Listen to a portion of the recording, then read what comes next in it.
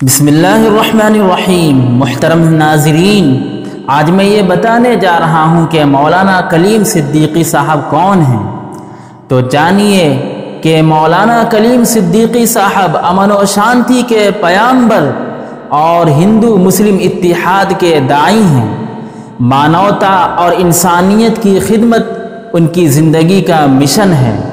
وہ کوئی عام انسان نہیں ہیں، بلکہ انہوں نے ملک اور بیرون ملک ہندوستان کا نام روشن کیا ہے، اور ملک کی تعمیر و ترقی میں ان کا اہم کردار ہے۔